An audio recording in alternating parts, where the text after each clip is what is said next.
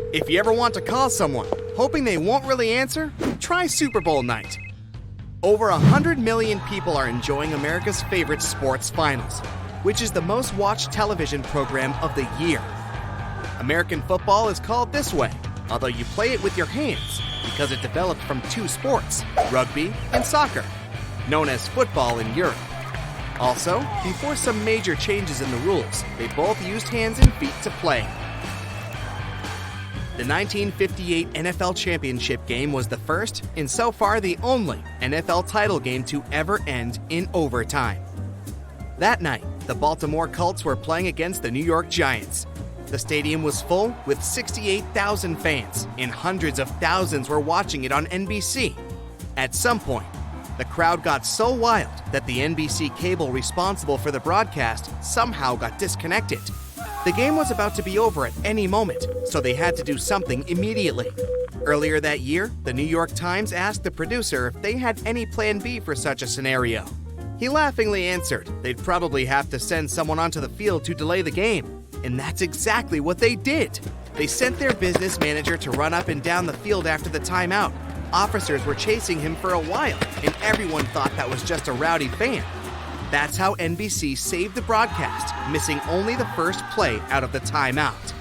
It's hard to imagine a football game without huddles. I mean those times when they all gather in a tight circle to discuss the strategy, motivate each other, or celebrate.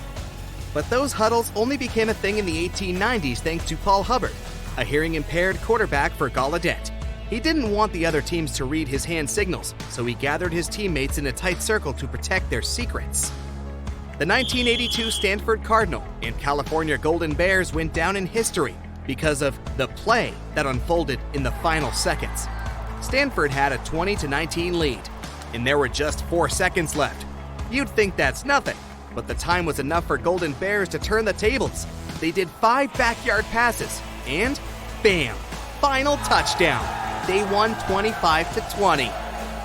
Unlike professional football balls, the balls used at college games have white stripes painted at one of the ends to make it easier to spot the ball during nighttime games. Wilson, a famous sports equipment company, has been the exclusive provider of footballs for NFL games since 1941. They now produce 4,000 footballs every day. The first American football game in history was played between Rutgers and Princeton colleges. It was popular among students, but soon became quite a rough sport. At some point, it was even banned to play football in public spaces.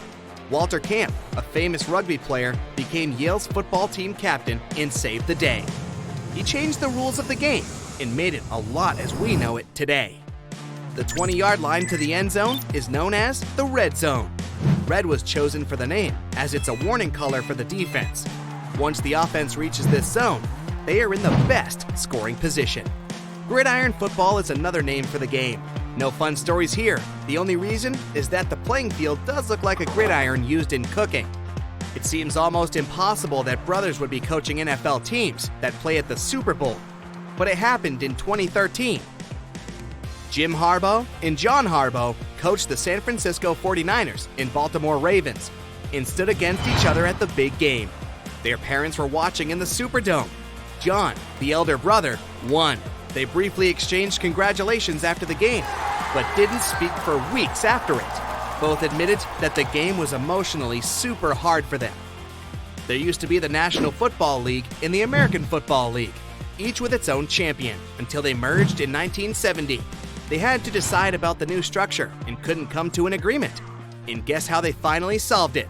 Well, they just dropped 5 options into a vase and took one out at random. Kansas City Chief Lamar Hunt coined the name Super Bowl as he was inspired by a toy for just 98 cents. His wife found it at a toy store in Dallas, Texas, and told him the little ball could bounce over a small house. Not everyone liked this idea, and there were even contests for a different name, but nothing has beaten the toy-inspired one. The first Super Bowl took place on January 15, 1967.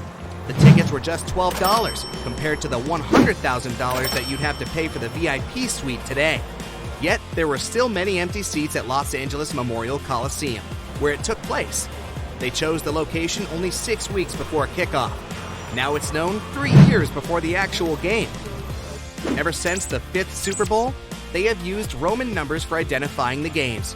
It helps avoid some confusion. For example, Super Bowl 2023 would take place at the beginning of that year, but the majority of the season would have been played in 2022. The only exception was Super Bowl 50.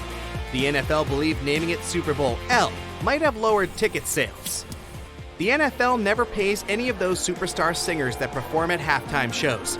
Appearing there at the prime time brings the artists much more money in the long run, as their record sales always spike after the game. They do get money to cover the expenses they have to prepare for the show, though. It can be more than $10 million, so that's not a bad deal after all. Each Super Bowl team gets 108 balls, 54 of them serve as practice balls, and another 54 are used during the actual game. The usual halftime of the NFL game is 12 to 15 minutes, but the super halftime is 20 to 30 minutes, depending on the performance that's going on. The coin they flipped at the 44 game to decide which team would start the kickoff had spent 11 days on a NASA spaceship orbiting the Earth. To make sure the game is always fair, there must be 7 officials with different functions present on the field. You can recognize them by their black and white striped shirts. The referee is the highest rank among them and has the most responsibilities. Then comes the umpire, the back judge, the head linesman, the side judge, the line judge, and the field judge. Miami has hosted the Super Bowl the most, with 11 games. The runner-up is New Orleans with 10. It normally takes place in a warmer climate or at an indoor stadium.